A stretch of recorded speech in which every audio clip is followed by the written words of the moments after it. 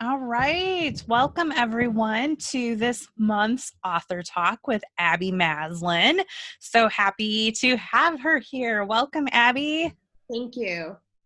Um, so this month we have been reading Love You Hard by Abby Maslin. And I had the pleasure of meeting Abby, was that last March? Yeah, it feels like a really long time I ago. know. I know. The beginning of March. At the Virginia Brain Yeah. Injury Conference. Yeah. So I had the pleasure of meeting her and hearing her keynote talk, and I got her book, and I just knew she would be a great subject. I've been trying to really switch up the books, and like we've had an NFL player, we've had an NFL player's wife, Tina Hutchins talking about Michael Hutchins. And, we've just had such a variety. And now this book is written from a caregiver perspective, which we have not had yet. So super cool book. And I'm really excited to kind of dig in with you and get more of your story for everyone. Lots of great comments in the group. Several people had said, they're survivors, but it gave them a better understanding of their own. They felt less bad about their recovery. I think, especially more severe injuries, people have a lot of guilt that they're a burden on their family or their spouse or their parents. And so I think your book offered a lot of really great insight into what it's like to go through this life altering. It doesn't just alter the survivor's life, it alters the entire family's life. So Yeah, and ripple effects beyond that are Mhm. hard to appreciate too, because we're all just living our own individual experiences of it. Yeah, so why don't you just give us the brief synopsis of the book for anyone who maybe hasn't read it, and just a real brief background about TC's injury and how you came to write the book. Yeah, I lost you there for a second. So brief in history, and then Yep. how. Okay. Yeah. So, I always say this when I'm speaking. I am sure that I heard the term traumatic brain injury, a couple dozen times in my life, but I really did not hear it until August 18th, 2012, when TC didn't come home. And I had just turned 30. I was about a week into my 30th year of life. And I really felt like things were going to carry on kind of just in the manner they had been going indefinitely into the future. I never pictured myself being a caregiver to my spouse at that age. I mean, I had served as a caregiver to my dad, so I could kind of imagine it in that scenario, but I could never have imagined what would happen to us, which was that TC, while walking home from a baseball game that summer, was mugged and attacked by three young men who had performed the same kind of robbery across the city and were using a metal baseball bat to knock out their victims in the hope that their victims would not remember what had happened. And in that case of TC's injury, he was hit very hard. He was conscious for a little while and attempted to get help by knocking door to door in our neighborhood. But it was the middle of August and there were a lot of people out of town, and eventually he passed out. So you learn at the beginning of the book kind of about this horrific day that would change everything after it. But like a lot of families who I think have been through this, this was very much just a story of survival at the beginning. Was he going to live through this? I couldn't imagine that first day or even those first few days what the number of possibilities might be if he should survive that injury, and just how drastically different life could be. And so as I began to sort of come to some acceptance about this injury, and that acceptance was an acceptance of the unknown more than anything else, like the idea that this injury could not really be named or described with any certainty into the future. once I began to accept that we were living in that kind of gray space, I knew I needed to write about it because I didn't know anybody who had been through an injury like that. Brain injury is not like any other injury. And I say this as somebody who has, cared for a chronically ill parent. I think injuries to the brain and diseases of the brain, they're heartbreaking in a way that people can't even begin to comprehend. And so I wanted to put that experience into words so that when people asked me, how's it going? Are things better? They would know not to ask that question to begin with, because they would understand that this was going to be a lifetime sentence for us, and that it was going to alter everything about our lives, how we lived, and how we saw ourselves. Mm-hmm. And, there's so often, so this was 8 years ago, almost now, 7.5. There's so many marriages that wouldn't have survived this, right? And I believe you're in the group as well, the TBI wives group. And I really feel for some of these women, like, they've lost the man that they married. But, you're in it for sickness and in health. And, you kind of talk about how you had to just survive it. Right. And it was challenging, but one of my favorite things is how you're a teacher. And so you had brain school. You basically became his, occupational therapist. Right. Everything therapist. Yeah. Yeah. So, when you guys were originally sent home from the hospital, were you given a sense of like, okay, this is what you need to do now? Or was it just kind of like, hi, bye, he's alive, good luck, have a nice life? I think it was somewhere in between. It was like, bye, we loved you guys, we're praying for you, we've got nothing else to tell you. Yep. And I hear that all the time, that people are like, okay, you're alive, you're doing well, you can walk and talk now, good luck. And they're given no further direction. Yeah, I was like, did I trick them into thinking I'm more capable than I actually am? Because I don't know what to do now.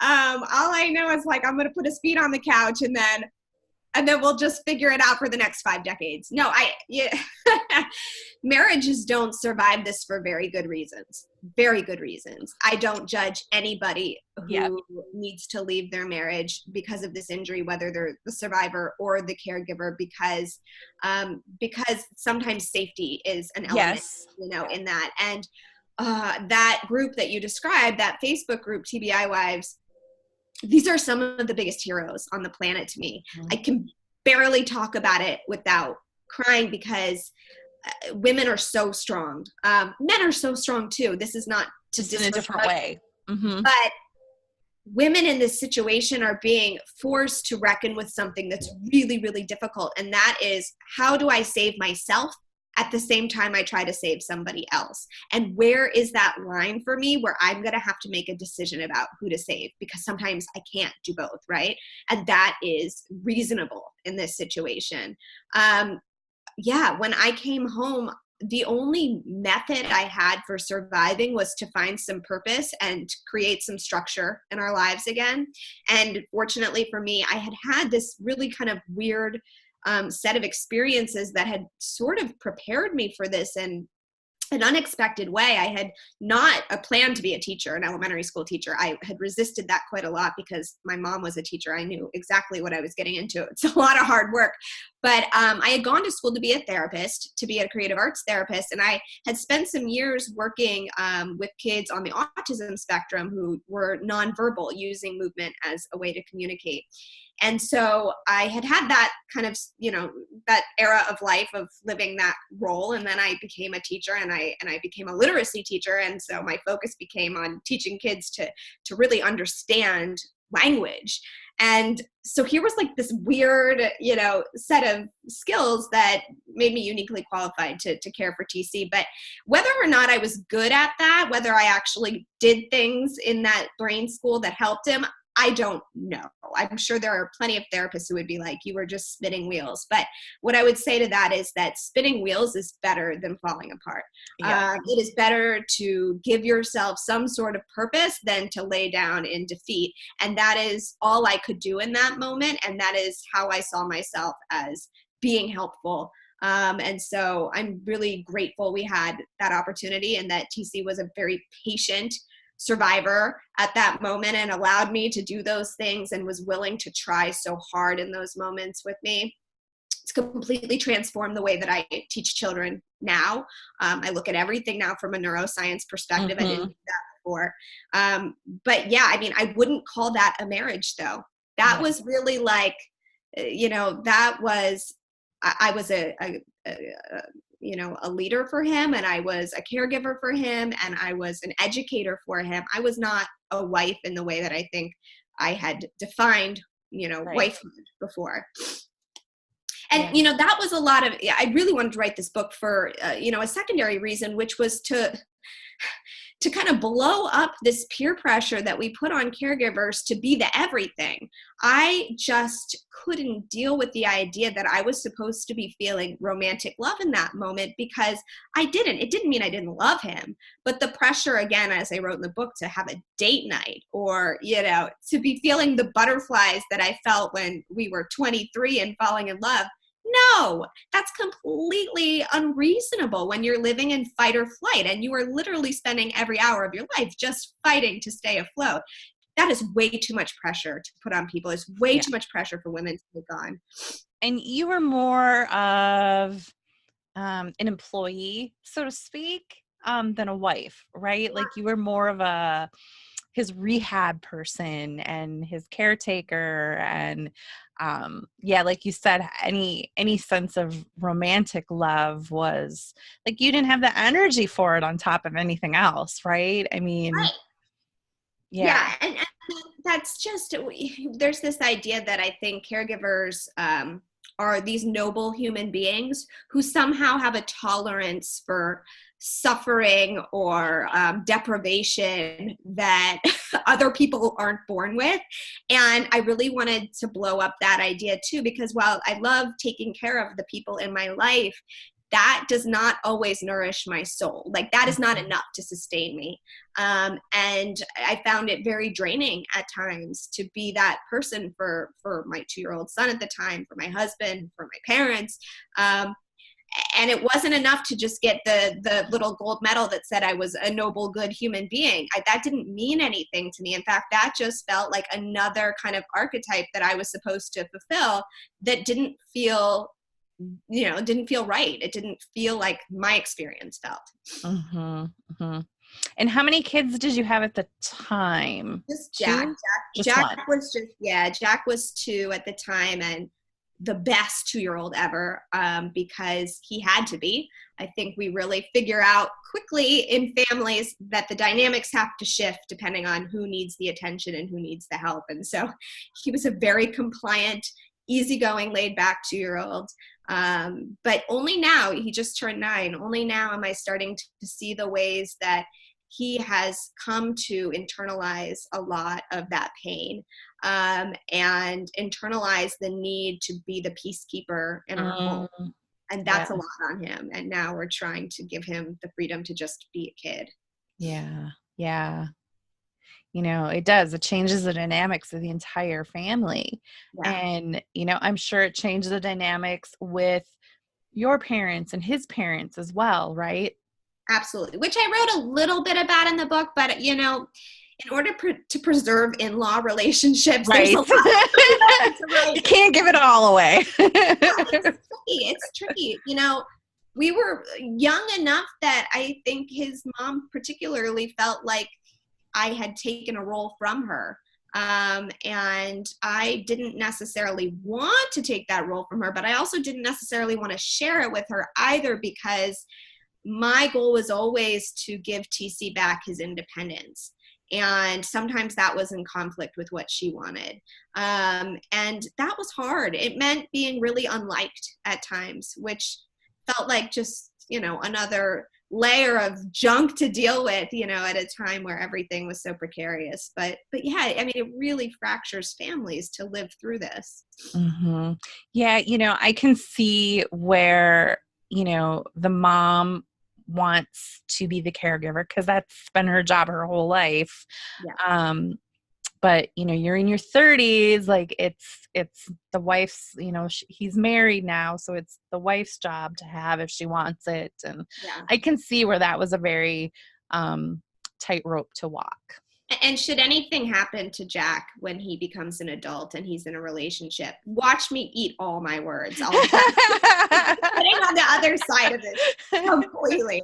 So I understand. I'm so limited in what I can understand of other people's experiences. And writing a book about brain injury as the person who didn't survive it is a tricky thing because I intentionally never wanted to tell TC's story. I don't have a right to that story.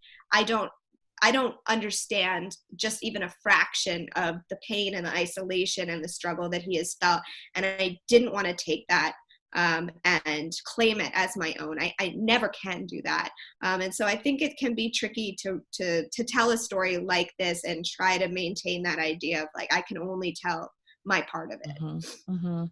And, and no two brain injuries are the same. No two recoveries are the same, right? Yeah. So like your story could be completely different from the next person's. But, I think just the honesty and the raw emotion in your book, really offers support. I found it really interesting. The survivors in my group found it as such. Two people said it's the best book they've ever read on brain injury.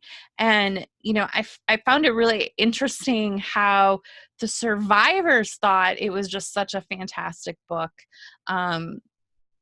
Let alone caregivers, right? So I think you did a great job encapsulating all of those emotions and everything that you all were going through, right?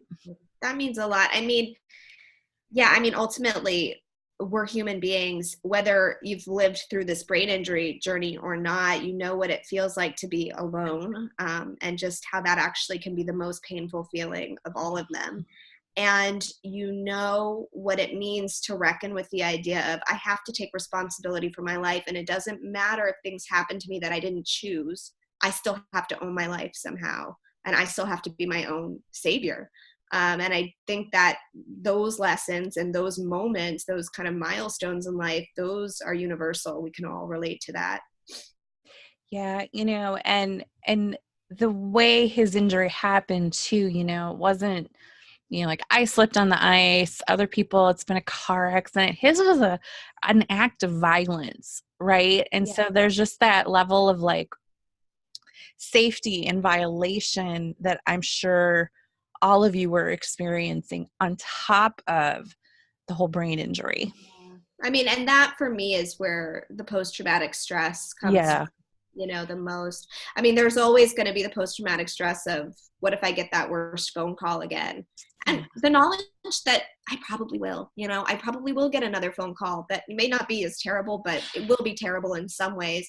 And then how do you go out and live in a world where all of these terrible things are possible and probable even, and trust in it and trust in yourself in it? And that was really hard. I knew, even as I wanted to just kind of be defeated and kind of just, relegate myself to the idea of like, this is too scary, we can't go on. I knew I would be giving everything over to this event if I chose that path, that I would be choosing fear ultimately. I feel like this is a conversation we're having kind of as a country these days. It's like, when are we choosing fear, and when are we choosing to be brave and to accept the uncertainty of something? And God, choosing uncertainty, choosing marriage is for very brave people, You're signing up for perpetual change, just constant evolution. And man, you've got to be really flexible and really willing to be in the trenches,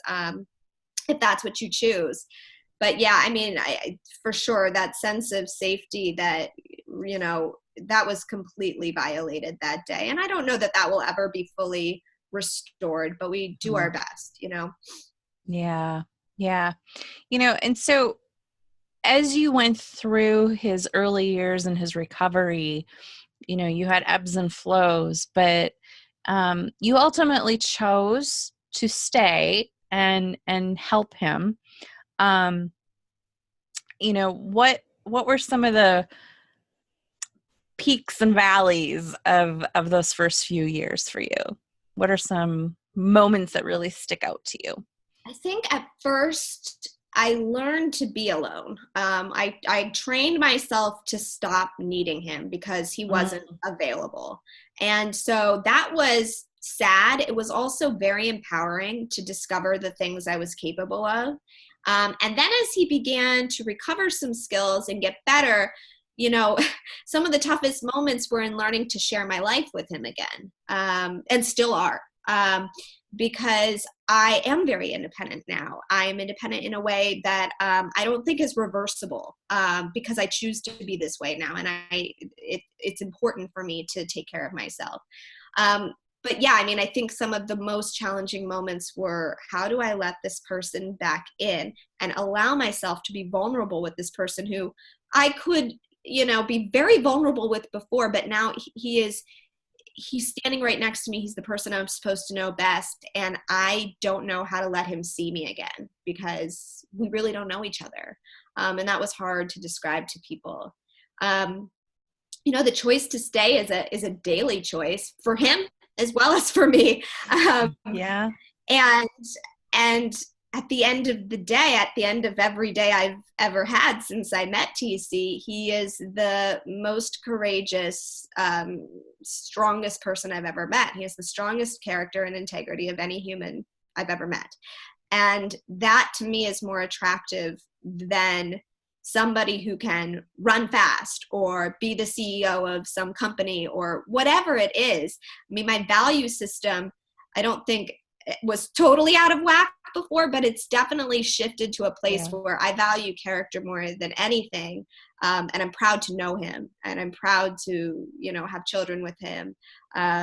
And it doesn't have to be about him giving me things or that kind of traditional, marriage idea that we have at the beginning about building a house with pretty things inside of it. It's not that. It's that I admire him and I want to be next to a person that I admire. Yeah, it was interesting. You said, choosing to stay is, ever changing from day to day, and for him as well. Can you explain that a little more? It's a two-way street, and he's a different person now as well, right? So I like to think I'm just a delight to be married to, but I mean, the reality is I just wrote a national book about a very personal journey.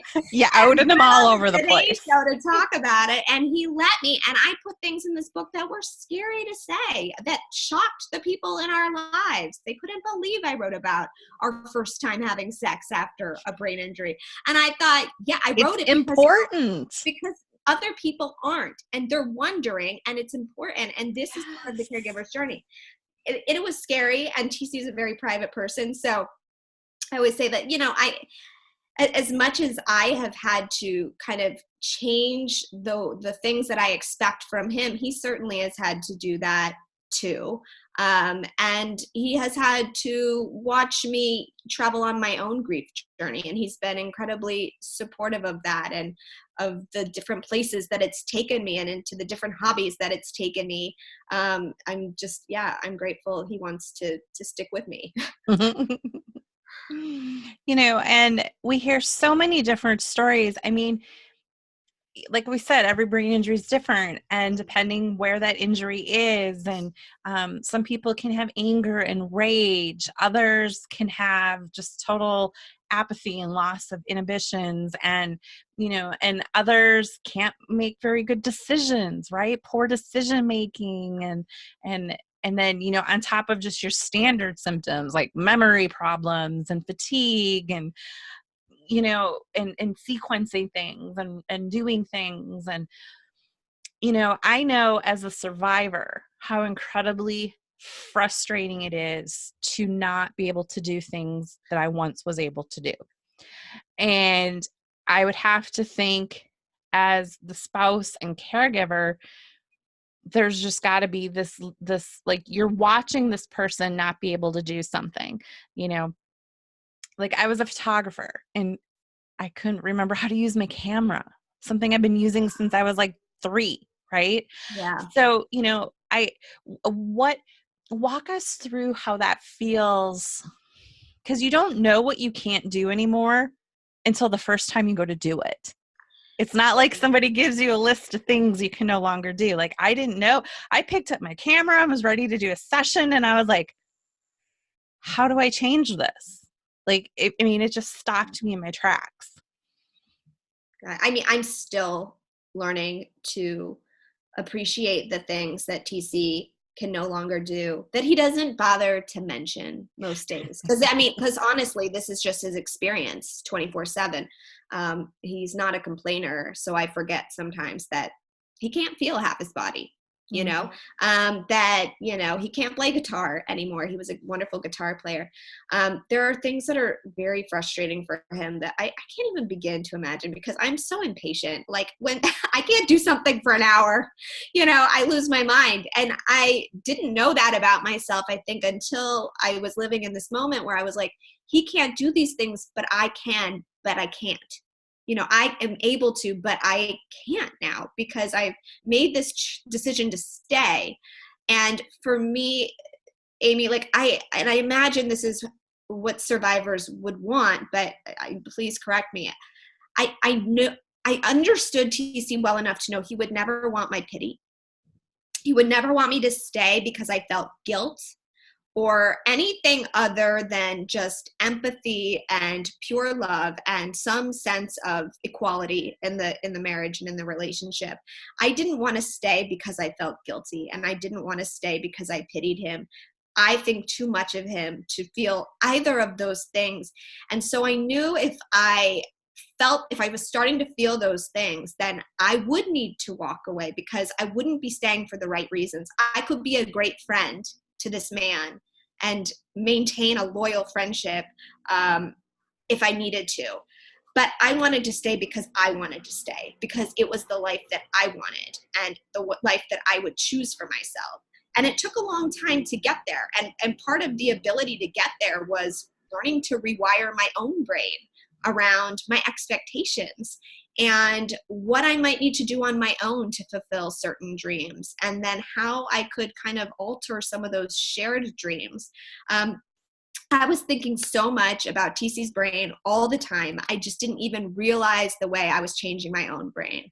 I had some really rigid ideas about how things should be and could be. And once I started to just blow those up, like a whole world of possibility, entered. And it was like, I can be here in this, because I can see the value of what this still is. And I can see the possibility of what it might become. And it doesn't have to be the thing it was. It can be something new. And so, people always talk about like falling in love again after brain injury, but it is not that. You are making a choice to fall in love for the first time with a new person. That is very different. Mm-hmm. And I think that part requires a lot of reflection and a lot of, just deliberate decision making. Yeah. Yeah. And it is, you're right. You're falling in love with a totally different person. As was he. Mm-hmm. And he constantly remarks on how different I am. And of course it's so hard to see ourselves clearly sometimes, but our spouses are very good at doing that for us. Right. Or our kids. Yes, or our kids are the best. They're the best at it. Kids are very transparent. They sure are. So, what have been some of the highlights? What have been some of the successes and the highs and the the really good moments that stick out to you? The best moments have been just watching our family be together, welcoming a second child after an event like that, which was very scary. And there were scares in my pregnancy about her having a potential brain issue as well, which, was really stressful at the time. But she's here and she's healthy and she's 3.5 now. And I see them together, my husband and my kids, and there is not 1 millisecond of that that doesn't register with profound emotion for me. I don't know if I could have appreciated that before, what it means to just watch them, sit on the couch or play a game or read together. Watching those small moments is everything. And so those are definitely the highest moments have been the smallest moments, not, like the giant moments that you would think of, because this summer we went to Bali together, which, was a great trip.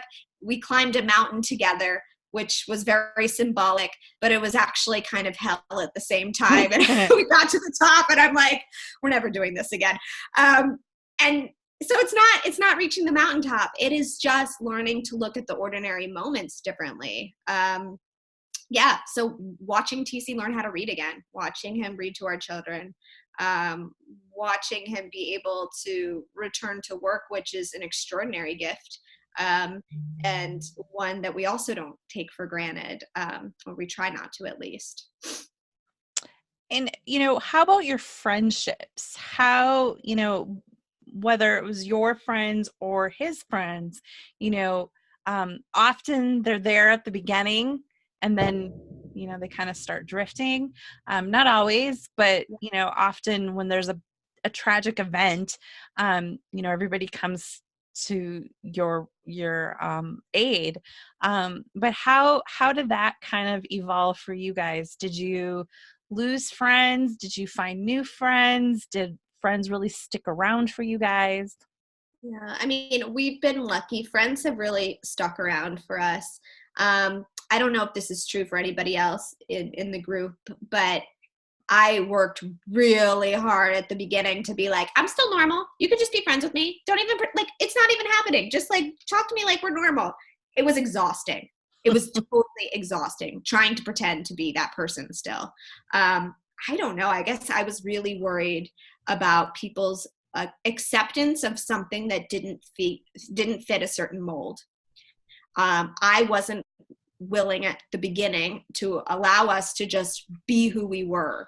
I was really just trying to get us back to a place where we could pass for something, looking like the old versions of ourselves. I think the writing for me is one of the reasons, though, that our friendships have maintained themselves so beautifully over these 7.5 years. I think because I was able maybe not to be so honest in person. It's much more difficult for me to do that face to face. It's very easy for me to do that through my writing. People they knew exactly how hard it was. And when you see somebody living a moment like that, even if you haven't experienced it yourself, I mean, there's this connection of, you could be me, I could be you. Mm-hmm. And I'm grateful that my friends have been willing to look at it that way. I'm grateful for friends who have been willing to be awkward with us. The place I think we felt most supported in this journey, though, it's funny, was when we went to Canada, because TC was there for a speech therapy intensive program. And I wrote about this in the book, like being in this room, having a meal with half of the room not able to speak clearly was like so liberating. I mean, it was just a big breath of relief. We didn't know many other people at that point who had aphasia, who had brain injuries. I mean, it was wonderful to be able to connect with people online, but to be in person and just be totally accepted for who we were, that was a beautiful gift. And so I think our friendships, while we have maintained many of the same friendships, I mean, we've also expanded our friendships across ages, and like, yeah. We find ourselves now with friends that are our parents' ages, because that's where we feel most at home sometimes. And, and I think it's just opened up a community of people for us that we might not have met otherwise, who are just beautiful humans. Yeah. I know for me, some of my greatest friends now are other brain injury survivors. And, like, going back to what you said at the beginning, you probably had heard the term traumatic brain injury before, but, I don't know that I had. I really don't. I mean, I've heard concussion, but we've been so led to believe that in concussions, no big deal. Where in reality it's a brain injury. So, I got thrown into this with like no one to help me. Like I knew no one who'd been through this. And so when I finally met other people with brain injury, it was like they became some of my best friends. And And like you said, you feel right at home with them. You built that community for yourself. Isn't it interesting how we are able in those moments to save ourselves by building the support that we need, whether we know we're doing that or not? We might think we're doing just a service for others, but we are doing a service for ourselves at the same time through that. And that's really such powerful, powerful work. Mm-hmm. Yeah. And honestly, I was a year in before I met anybody. And it was through my writing on HuffPost, I shared my story. And that's when people reached out to me. And I was like, oh my gosh, there's people like me out there. Like I still didn't even know, Yeah, I still didn't know at that point. And I was like, because, I'd already been a business owner and I'd already, had a Facebook community for my business and all this. So I understood all that stuff. And I was like, I need to build a Facebook group for these people. And, it started out with like a couple hundred people and now it's almost 10,000 people. And, it's so remarkable, the people that come in and out of that group and the stories and how all the stories are so similar, right? But so different at the same time. Yeah. And thank God for the online community in that sense, because the TBI community is not one that is able to meet in person all the time. So thank goodness something exists to bring us together. And now we need more physicians and therapists. These things exist. Who understand. Save us all some time and bring us together more quickly. That is a goal. This injury is it's so unfair and it's so tricky. It's just like, just the most complex puzzle in the world, right? Because there's no solution. Mm-hmm. And then you have these experiences with doctors who, we had great doctors, but like, how can a doctor send you home without, really thinking to themselves, because they're humans too, what is this going to look like for this person? How are they going to manage, right? And I always wonder, like, what it must be like from their perspective to do that. And I would love to see us in the medical world just take a more human-centered perspective on this, because the things that you imagine people are going through, the hardships in their minds and emotions, they are. So let's just acknowledge them. Nobody goes home from this and then, recovers like it's a cold. That's not how it goes. Yeah. And then someone like me, I wasn't hospitalized, there was, and you just keep seeing different doctors hoping somebody has a solution, and they keep telling you there's nothing we can do and there's nothing to do for this. You just have to give it time. And eventually you're told you're just depressed, or you're, it's all in your head. It's just anxiety.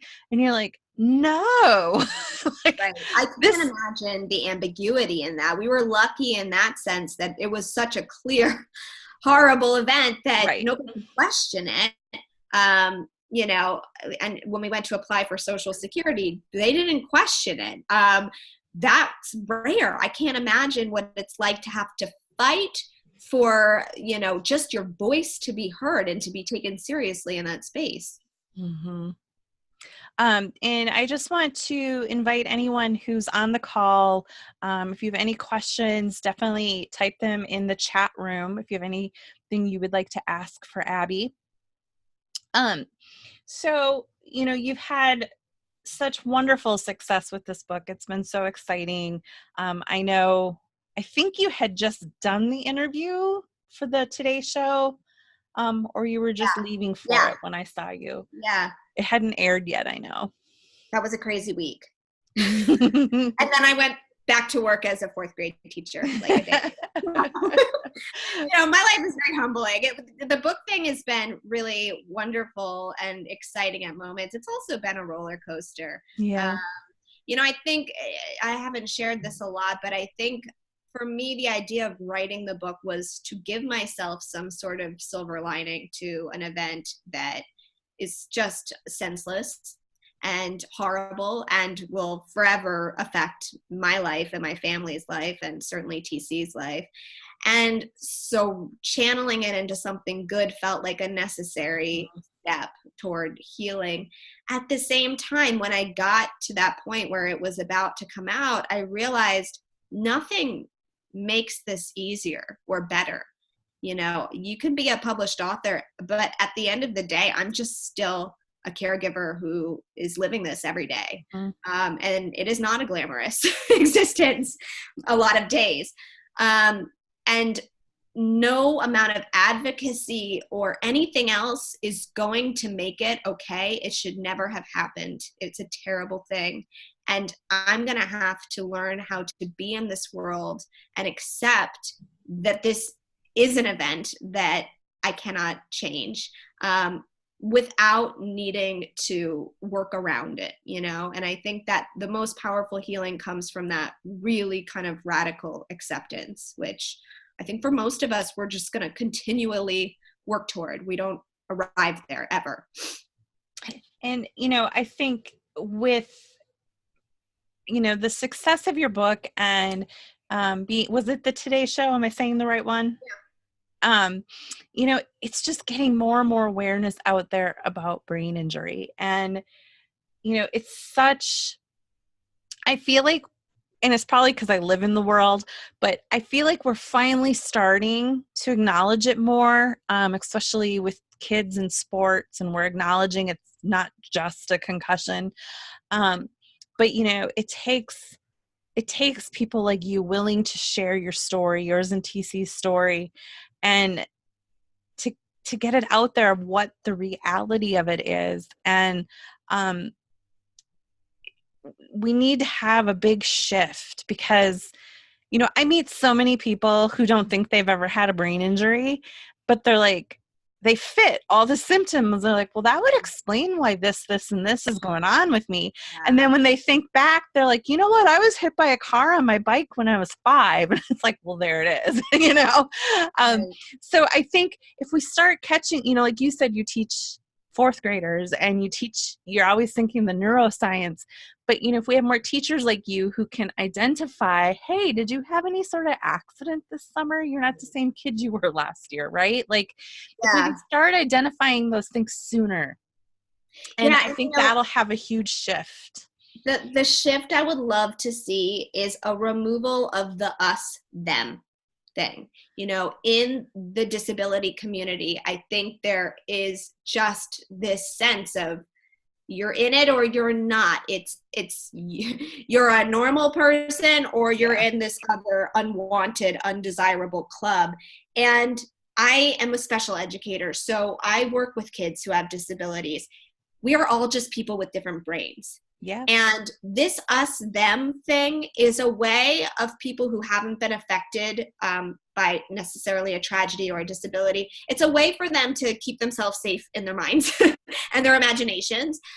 But we really need to accept we are all in this together. We are all just the same. And we were all born differently abled no matter what happened to us. I would really like to see that shift because then people can see themselves in each other's stories. And then we can support each other in a way that just, I hope, will be much more meaningful and much more accepting. Yeah. And it can happen in the blink of an eye. You know, like your life is forever changed in a matter of seconds. I slipped on the ice, you know, TC was hit with a baseball bat. You know, I mean, literally your life just changes so quickly. It can happen to anybody. It can happen to anybody. It does not discriminate. It doesn't care how much money you have or what color you are or what language you speak. I think that's what makes, you know, people scared to get close to a story like this. True. You know, because I've seen a lot of, you know, backlash when we were, you know, just at the beginning of this and it was in our local news a lot. Some of the comments would be, well, this could never happen to me. This could never happen to me. And it was like, you know that it could. Or if not this, something else. And you know that's true. And you tell yourself it can't, because that makes you safe in your brain, Mm-hmm. right? It's just too scary to be a human. We're very, very vulnerable creatures. Yeah. However, that is the most beautiful thing about us. You know, we are all the same. You know, you could slip on the ice tomorrow. You don't know. It doesn't make you less. It doesn't make you them. You are still you. So we have a couple questions. The first one is from Tara. She asked, how do you get past the guilt of having your own life? That's so hard. I think for women, we've been conditioned into this guilt for a long time. So it is only compounded, you know, by an event like this, or by, you know, becoming a caregiver to someone. I, you know, the way that I've gotten through it is by reminding myself that I only get one shot at this. And if I value the person I'm giving care to, if I value their life in the way that I think I do, I have to value my life in that way too. Anything less is unfair to me. And I was scared to write about that perspective, because there are still people who would call that selfish. I don't know that as a culture we're at a place where many women are talking like that yet. And the ones who aren't always being widely, you know, accepted for it, or loved for it. But you get this one life. And you get to spend it how you choose. And we have an obligation to ourselves. And that doesn't change whether you become a caregiver or not. And I try to remind myself of just how precious every single one of these days is. And if nothing else, you know, TC's brain injury has taught me that. And then Brad asked, once the relationship has changed from spouse to caregiver survivor, can it ever fully change back? Brad, I really hope so. I really hope so. I don't know that it can change back to the way that it was. Well, neither of you are the same person. Right. Yeah. Yeah. It's hard for me, the changing back. I think I'm a little less open about it in the book, because it's very personal between TC and I, and it's ongoing. But for me, it's required a lot of vulnerability. And the hardest thing, which kind of connects back to the guilt, is just learning to say what I want and what I need. And I was really scared to do that at first, because I thought that I wouldn't get those things anyway. And then I'd have to deal with the rejection of not having those things. And what I've found is that the most courageous conversations we've had that have helped restore a sense of husband and wife are the conversations in which I can say what I need and what I want. And even if he can't respond to that right away, because that's a lot, you know, he'll give it time, and he'll think about it, and I'll learn to try to say it again in another way. And I just have to keep saying it. And that is the closest thing, I think, to helping us get back to that place, is just acknowledging that we both have needs and desires that need to be fulfilled. Yeah. And, you know, I think open communication is the key to any relationship, but even more so after a brain injury, because you know, like he might want something, but not quite know how to communicate that to you. Right. Yeah. Or Yeah, vice versa. You might want something and he might not fully understand what you're asking of him. absolutely. And so I think learning a new communication style, you know, almost has to happen. And, you know, don't be afraid of reaching out for help and getting, couples therapy. You know, I mean, there's so many options out there for help, and um you know, don't be afraid to seek it out. It doesn't, you know, make you a weak person.